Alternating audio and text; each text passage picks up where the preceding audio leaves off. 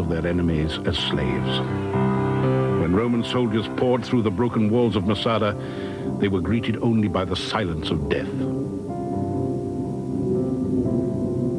In 1963, almost 2,000 years later, Israel undertook an ambitious excavation at the flat-top rock of Masada. What they found appeared to match Josephus Flavius's description in uncanny detail. Today, however, Masada is once again under siege.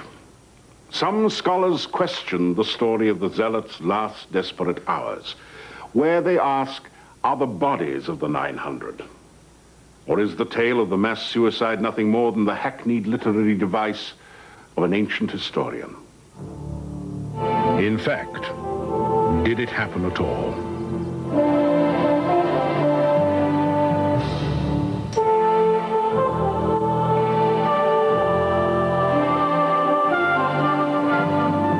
Okay, ladies and gentlemen, I would like to welcome you to the Rock of Massada, which is a very important page in the book of history which called Israel.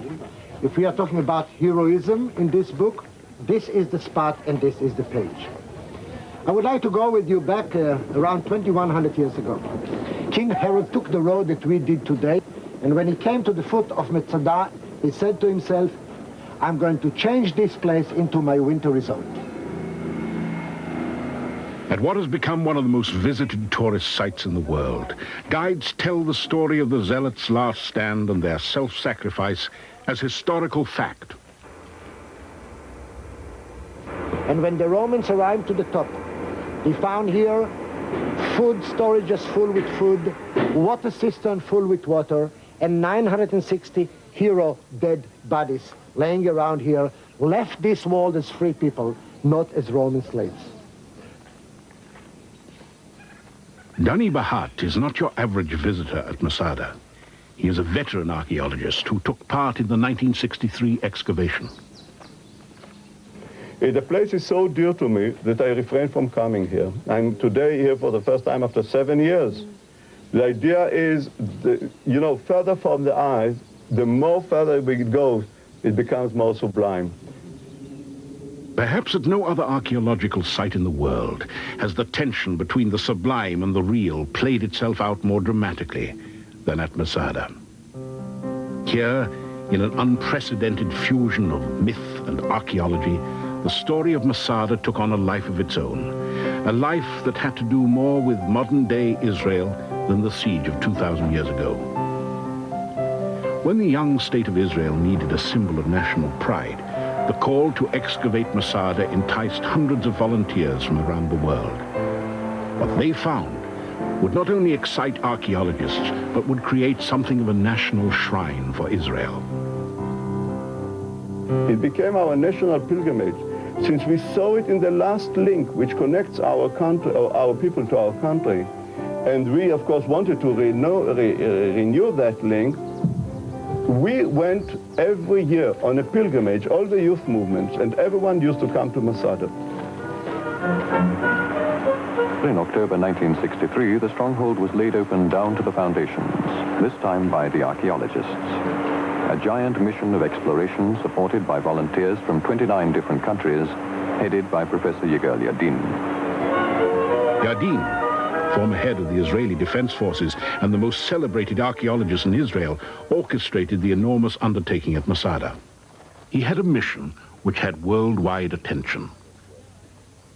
Well, for a long time we have been the people of the book living in the land of the book. Then for 2,000 years we have been the people of the book without the land. Now, for the first time after 2,000 years, we are again living in the land of the book. My aim is, I would say, to live again as the people of the book in the land of the book. They began their assault on the mountain in the scorching desert in 1963. The excavation became, next to the tomb of Tutankhamun, one of the most publicized digs of the 20th century. It was a very exciting time for young Israeli archaeologists like Gideon Förster. And one can remember the very great excitement we had coming into the field, starting our work on an unknown country, the hundreds, thousands of volunteers who took part in the unfolding of the history of Masada. This was a site that was actually some kind of a national site. It was a national hope by everyone to be able to work on this site, which was very difficult to excavate because of it's so far away from any other center. We had, of course, a lot of information, particularly from Josephus, and we were very eager to see if our expectations were to be fulfilled. In contrast to the painstaking tedium of an ordinary dig, Masada yielded up important finds daily, sometimes hourly. Things turn up every day, every day. It's not that kind of site where you dig for weeks and weeks until you find something. It's loaded with finds. This was the greatest time of my life. Charred beams and blackened stones testified to a great conflagration. Biblical scrolls and a synagogue spoke of Jewish occupants. Catapult stones and Roman period arrowheads told of the intensity of the siege. But it was the human remains that spoke most poignantly to the archaeologists. Amnon Ben Tor remembers. And I think one of the most exciting days of my life, not just professional life, but in general, was when I was working in the northern palace of Masada and digging in the little bath of the northern palace. Under meters of ashes and collapsed debris, we uncovered the remains of 3 people, man, woman, and a youngster. The clothes, the sandals, the hair, the blood on the stairs, well, it was not red, but brown or black. Here are the people who perished on the last night of Masada. And you can actually, you do actually touch them. And I don't think that there can be many moments in one's life that are more exciting than this. It was really exciting.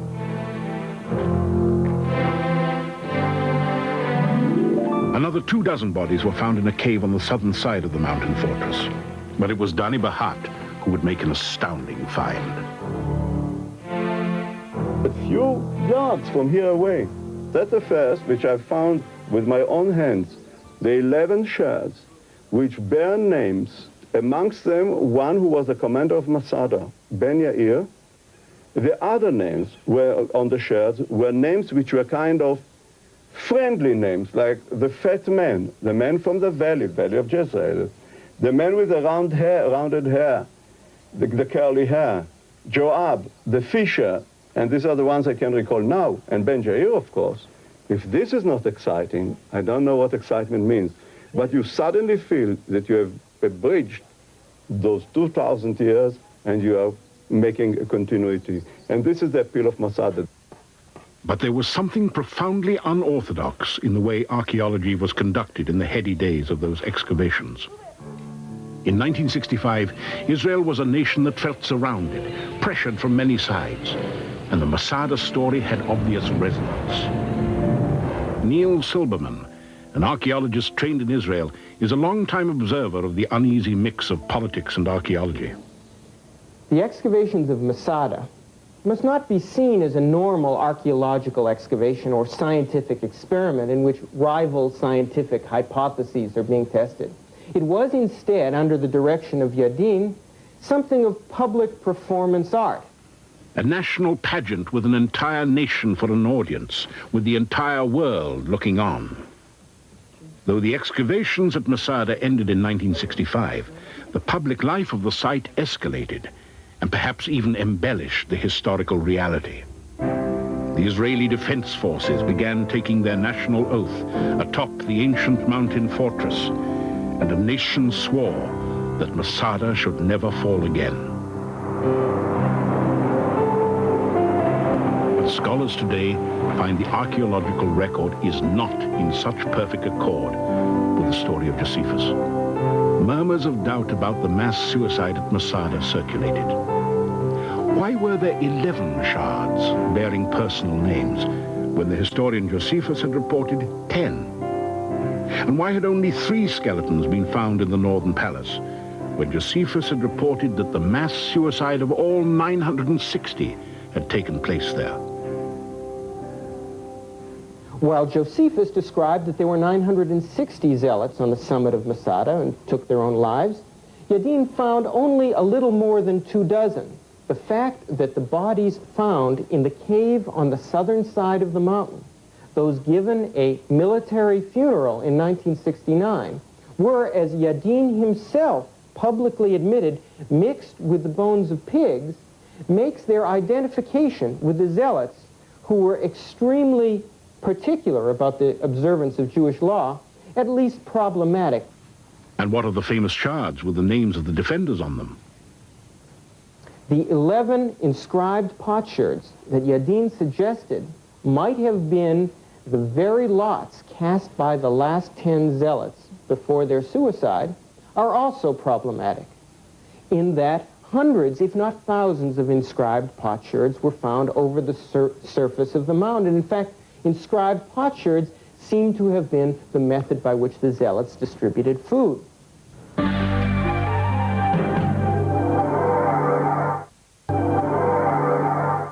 According to the Roman historian Josephus, not all of the zealots died at the top of the rock of Massada.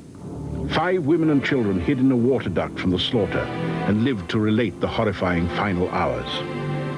They told Josephus of the magnificent speech given by the garrison commander Eleazar ben Yair after the Romans had broken through the fortress walls and defeat was imminent, convincing the rebels to choose death over capture. Scholars began to question the historical truth of Josephus. Besides a number of improbabilities in the story itself, such as how the women and children who were hiding in a water cistern could have repeated verbatim the text of Eleazar ben Yair's suicide speech, I think that it's fairly clear by now that Josephus, like many classical authors, was giving a melodramatic ending to a great epic. The theme of suicide as a heroic ending for classical histories was common to people throughout the Greek and Roman worlds. In that, Josephus was really doing nothing new, but giving an accepted end to his literary tale. Their reinterpretation of the Masada story would touch off a controversy about the famous mass suicide and add to a growing consternation about the place of the Masada myth in a nation's self-definition. Colonel Meir Payel is Israel's leading military historian. The pattern was more or less like this, that the men killed their wives and children. Then they elected 10 people to kill the other ones, the other men there. And then the last 10 ones, elected one of them to kill the other 9. And the only one who committed suicide was the last one. So it should not be considered as a suicide, but it was really, I won't say a massacre, it was a slaughter. As far as what really happened at Masada, there's no question that there was a slaughter and a brutal, bloody defeat. But what probably happened in the last moments of Masada was more chaos than suicide. Certainly some may have committed suicide. Others were killed, yet others taken into slavery. To assume that Josephus's story is literally correct is to misunderstand what he was trying to say. And it's even more ironic that even for a time, an entire nation would take what was a melodramatic ending for a national ideal. The theory that the mass suicide of Masada was nothing more than a literary cliché has gotten a mixed reception among the original excavators of the site. It is a true story. It is a true story which we hear about from Josephus Flavius. We believe Josephus Flavius in everything he did. We discovered in Masada every possible physical proof to what Josephus Flavius says. There's no way we can prove one way or the other. So for those of us who want to believe the story verbatim, that this is what happened, they committed suicide. For others, they were killed when the roof collapsed on their heads. One way or the other, these are the last defenders of Masada. And that's the big thing. It doesn't matter if the story of Josephus is 100% so. Some of us need it to be exactly so. I don't think it's really important. Well, it is not a myth, because after all, I mean, the thing happened. The question is, what was the significance for the history of this country, for the people of Israel? Every archaeologist is, in a sense, a myth maker, contributing by his discoveries to the creation of a shared national story of the past. This is where myth gets fused with politics. But Neil Silverman thinks that the world of archaeology is never immune to the power of political myth. For him, Masada is a cautionary tale. I think the danger of a huge project like Masada, so focused in, so entirely devoted in the public mind to a single historical incident, is that archaeologists can lose control of its political significance to politicians and other leaders who have very different agendas and different objectives to use the past. And for some, even the act of suicide is inappropriate as a symbol of national pride. And according to Jewish tradition, usually we would prefer life to death, even if you are doomed to be a slave. You fight if there is no choice. If you stand with your back to the wall, you fight until you fight for whatever it is you believe in, and if you need to die, you die. But this is not an ideal, to die for one's country. The ideal is to live for one's country. Cheryl Spivak came from California to find she had a different feeling about the story of Masada once she walked in these ruins. There's, to my mind, a prevailing sense of sadness here, of loss. People killing their children bothered me a great deal. Masada, in some ways, is a sign of failure, of giving up, of bowing to the inevitable catastrophes that happen in life and giving in to them. I thought once that Masada should be developed as a myth in order to, create bravery within our forces. But now, following the Six-Day War, I think that Masada is obsolete. Colonel Meyer Payel, in charge of training young army recruits at the time, has gone through something of a change of heart about the use of Masada for national purposes. Let's put it this way. Our educational and political authorities, maybe even military authorities, they use it for two different sakes. The first one is to try to educate the army to be brave and fight till the death, etc. Basically, which I don't accept because I don't consider this a real, symptom of bravery. And the other intention is to demonstrate to the Jewish people in Israel I would say, the negative outcome of a disaster, of a total disaster, out of which we should learn what should we do in order to avoid another Masada.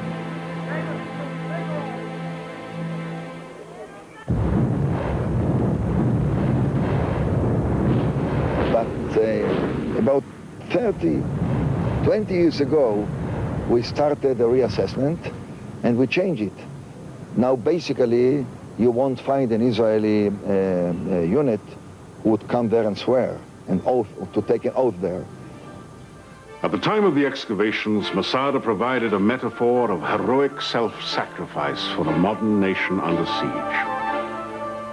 But in a land where myth and history intermingle freely, many now question the wisdom of defining a national consciousness through a tale of zealotry and suicide. We should face Masada as it was, and I think that from the point of view of culture and morale and humanistic and Jewish tradition, we should deny Masada.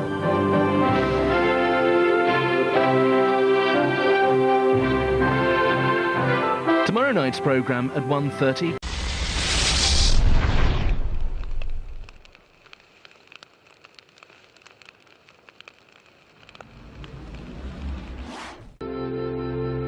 In Africa, the Roman Empire stretched from modern-day Morocco to Egypt. Verdant farming lands were located in Mauritania Tingitana, in what is now Morocco, Numidia and Mauritania Chassasorense, corresponding to present-day Algeria, and proconsular Africa in modern Tunisia. This ancient inscription was found in Mokhtar in Tunisia. It recounts the story of a life at that time. I was born into a poor family and lived by cultivating my fields from the day I was born. Neither my land nor I ever knew a moment's rest. Later, I left my village and worked for others for 12 years, sowing crops under the burning sun. Then I became the head of a team of harvesters and headed groups of farm laborers for 11 years. I saved enough money to become the owner of a house and a farm. Today, I live a life of comfort, and reaping the benefits of my way of life, I have also carved out a career in public administration. From a humble peasant, I have risen to become supreme magistrate. Men, learn to live an honest life. He who lives without cheating others merits to die covered in honors. The inscription became famous as a historical treatise of the period. It showed how one could rise up the social ladder and construct a fortune out of nothing. You only needed dreams and the energies to achieve them. In those days, there were millions of olive trees where now there are only desert sands. Olive oil was used in cooking, as a detergent, and as a toner while bathing. Olive oil was also used to provide fuel for lamps, which burned up huge quantities of it.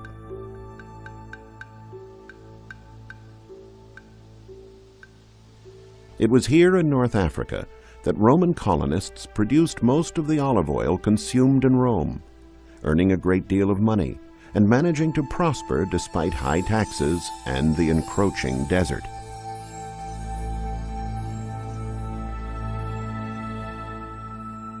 Thermal baths and pools were built in great public complexes that varied in the level of luxury offered. 6 were found in the archaeological site of Banassa in Morocco.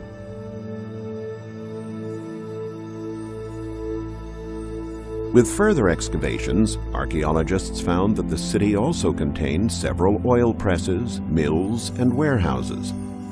Numerous villas were found in the countryside around Banassa, ancient versions of modern farmhouses. It was the perfect farming business of ancient times. The farms produced the olives, the oil presses turned them into oil, and the oil was then sent off to the Italian markets. The thermal baths satisfied the needs of landowners, but also of simple peasants and laborers who wanted to enjoy themselves in the city, relaxing, recovering from their hard work, and finding refuge from the great African heat. Like many laborers today, farm workers had to be migratory, to go where the work was. This could mean lands far away, where the economy was stronger. The workers would have traveled in a caravan covering great distances. One popular destination was proconsular Africa, modern-day Tunisia. One of the most important cities of the time was located here, Thesdrus, now called El Jem.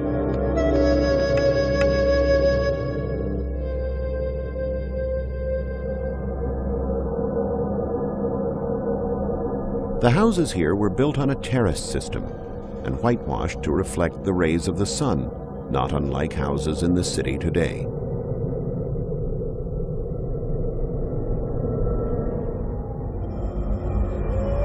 But the magnificence of the city's architecture was the amphitheater of Thesdrus, built in 230 AD. Excluding the Colosseum, the mother of all amphitheaters, the construction in Thesdrus was second only to the amphitheater in Capua. It is the biggest building in the Roman Empire to be erected beyond the borders of Italy.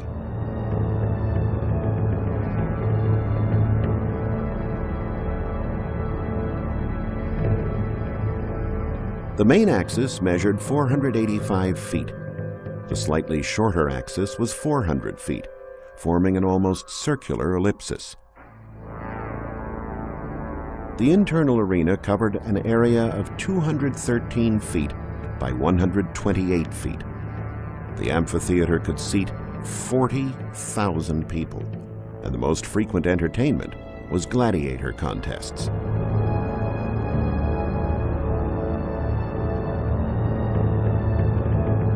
However, despite the comfort provided by awnings, the building did not boast the lavish decorations and pomposity of the Colosseum. The arches, though they rose up to a height of over 131 feet, do not have the breadth of the Roman Colosseum. They are narrower and therefore less visually impressive. This is due to the fact that the rather brittle local African stone was not strong enough to bear the weight of wider arches. This is why the amphitheater in Thesdrus rose up over 3 orders of austere arches, which were adorned with composite Corinthian columns. From an architectural point of view, this model breaks with the Italian design by its essentiality. There are fewer cornices and columns, and the facades are solid.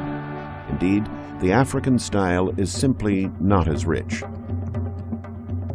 On the other hand, African public works could not draw on Roman tax revenues.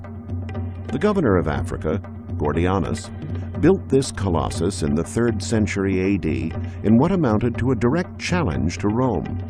He was actually encouraging a revolt against the exorbitant taxes imposed by Rome.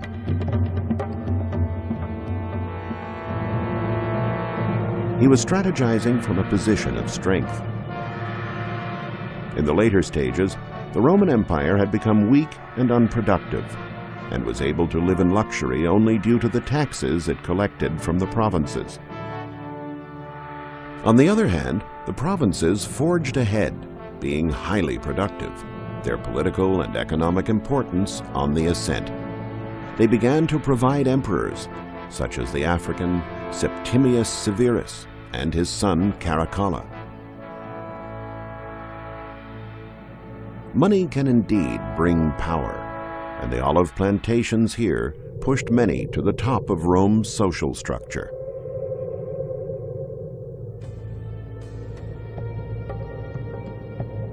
In another area of Tunisia, archaeologists brushed away the desert sands to discover once again an example of the importance of entertainment in ancient cultures. They found rows of steps, part of which were wide and comfortable, while others were shallower, with each category kept strictly separated from the other.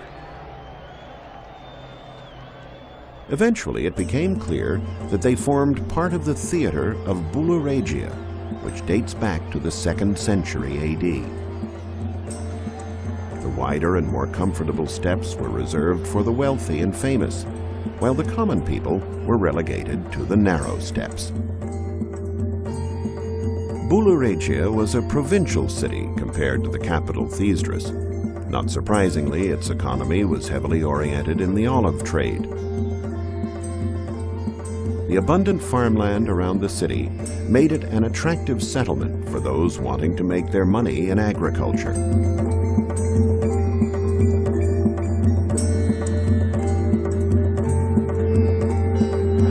The theater was an ideal place for making important contacts. After the show, you could befriend some of the most influential people in the city by going down to the official reception rooms. One puzzling factor for archaeologists was, why did a city with such a large theater have such a relatively small urban center with modest buildings? And where were the houses of the rich and the nobility?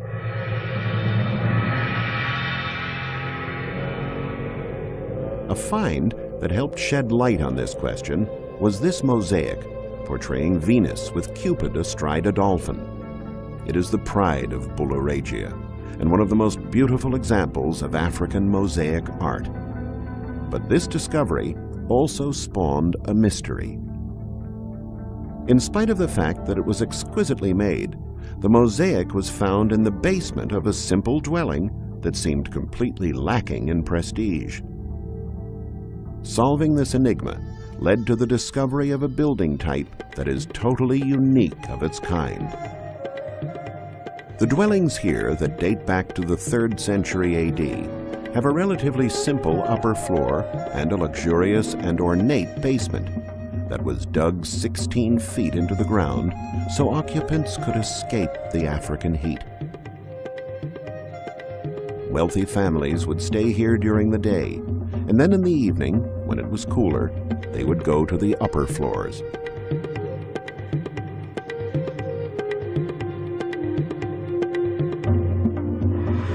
This is an example of a typical residence dating from the Imperial Age, containing about 10 rooms and belonging, in all probability, to a senator who would have lived here with his family and numerous servants. The part of the house seen from the outside could be as large as 8,000 square feet, set around this peristyle, the largest colonnade in the house.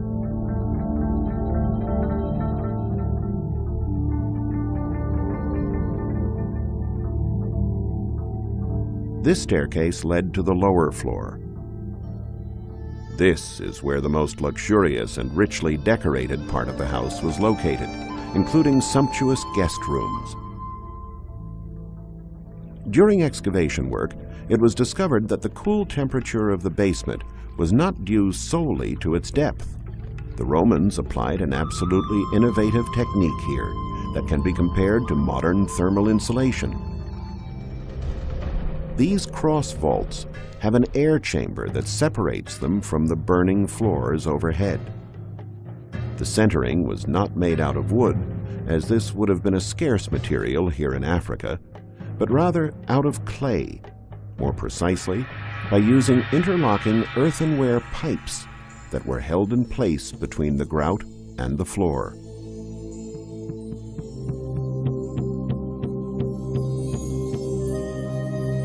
Since these grand, cool houses were looked upon as palatial refuges, the owners might invite prestigious guests to join them there in magnificent banquets, where they would seek support for some political measure they were backing.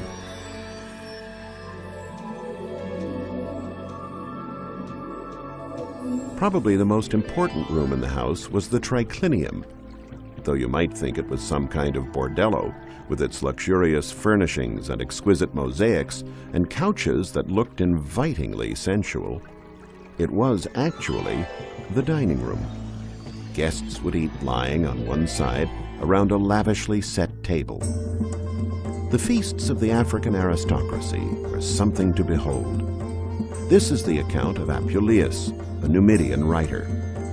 In the triclinium, I found a large number of guests, the cream of the city's aristocracy. Sumptuously laid tables gleaming with cedar and ivory, couches covered with fabrics interwoven with gold, curly-headed youths offering vintage wines and chalices studded in precious stones. You could find everything here, even the impossible.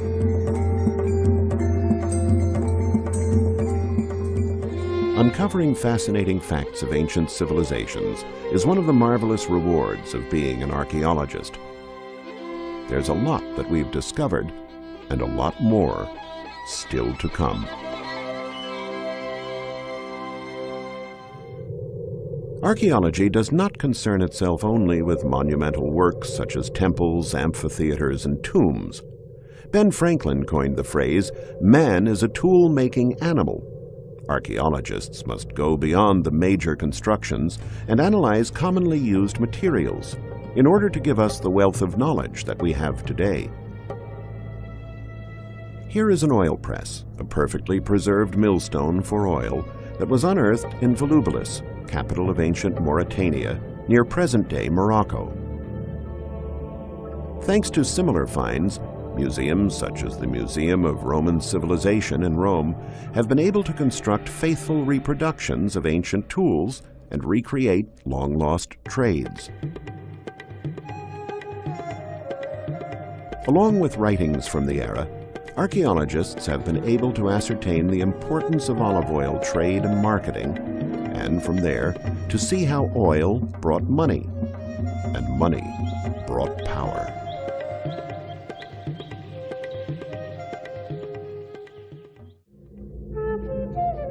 This bronze statue was also unearthed in Volubilis. It is 3 feet in length, weighs more than 35 pounds, and is richly decorated. Yet it is simply one fold on a cloak. Archaeologists found it at the base of this monumental arch and linked it to one of the biggest bronze statues that ever existed, Emperor Caracalla riding on a chariot, which they knew was set on top of an arch in ancient times. The arch was the entry point to the city. You would enter the city traveling along the Decumanus, which was lined with shops and teeming with traffic and activity.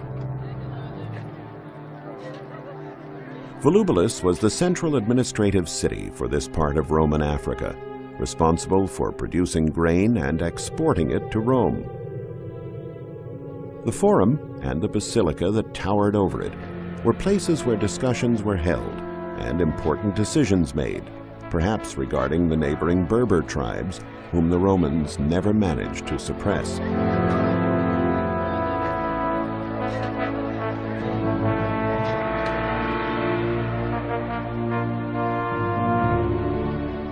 In the Forum was a beautiful temple that had been built to imitate the Capitol in Rome. Leading up to it was this flight of 13 steps, to which the term monumental could well be applied, given the relatively small dimensions of the temple itself, just 36 feet long and 26 feet wide. Like the Capitol in Rome, the temple was dedicated to the Capitoline Trinity of gods, Jupiter, Juno, and Minerva, to whom senators might have prayed for assistance in their political careers.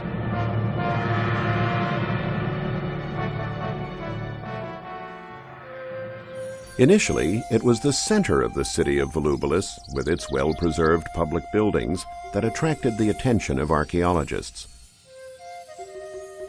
Subsequently, however, the outlying areas were to yield some interesting finds.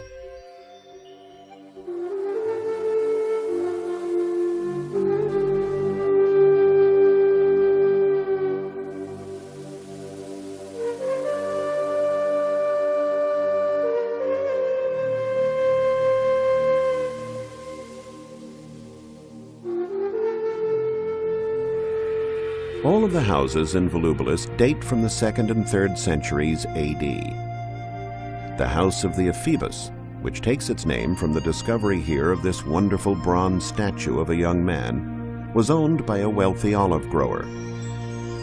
Here he would hold lavish parties and banquets, perhaps to promote his public image.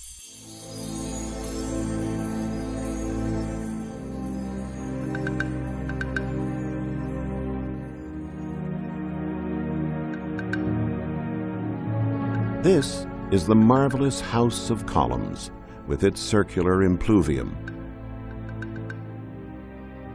In this house, known as the House of Orpheus, we find a pool decorated with exquisite mosaics.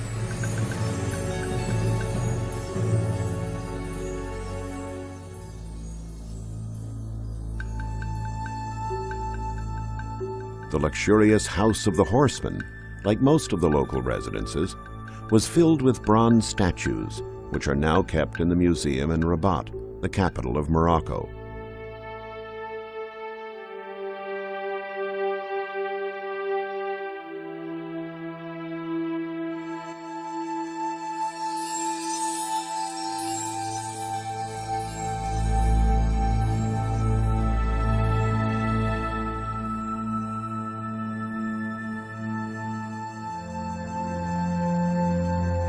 However, the most opulent and important house in the city was undoubtedly the House of Venus.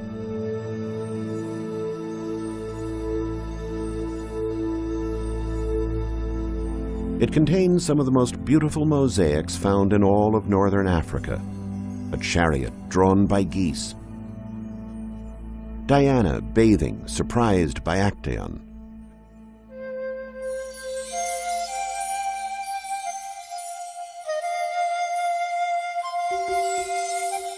And Bacchus and the Four Seasons.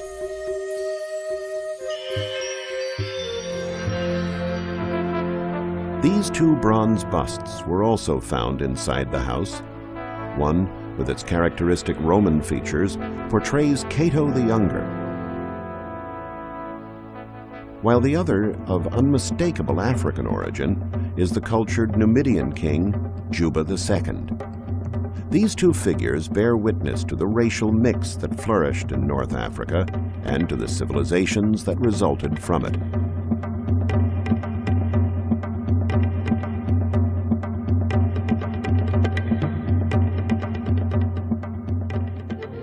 Perhaps more than any other city, Volubilis serves as one of the finest examples of Rome's integration of African lands.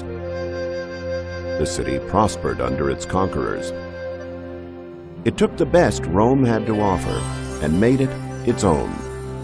In this case, you might say, to the loser went the spoils.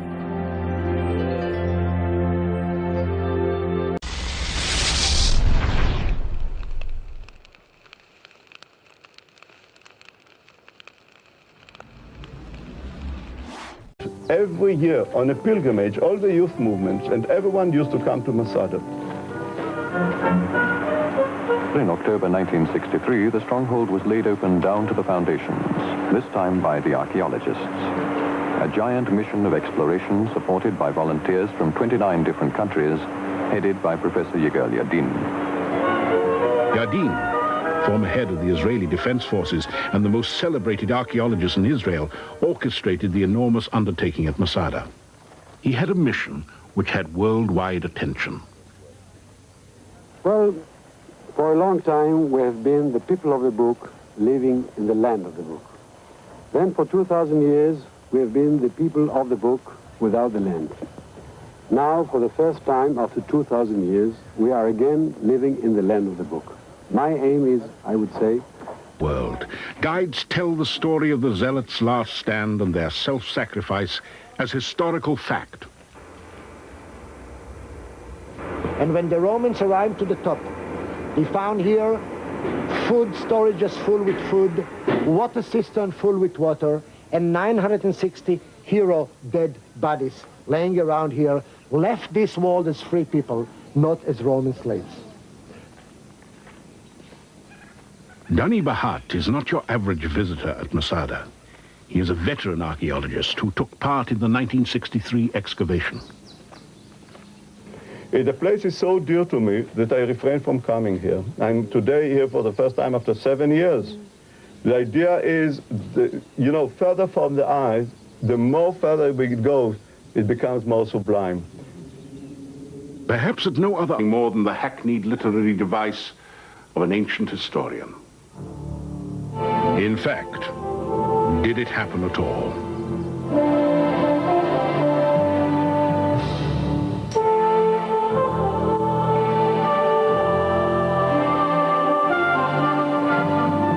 Okay, ladies and gentlemen, I would like to welcome you to the Rock of Massada, which is a very important page in the book of history which called Israel. If we are talking about heroism in this book, this is the spot and this is the page. I would like to go with you back around 2100 years ago. King Herod took the road that we did today, and when he came to the foot of Massada, he said to himself, I'm going to change this place into my winter resort. At what has become one of the most visited tourist sites in the world,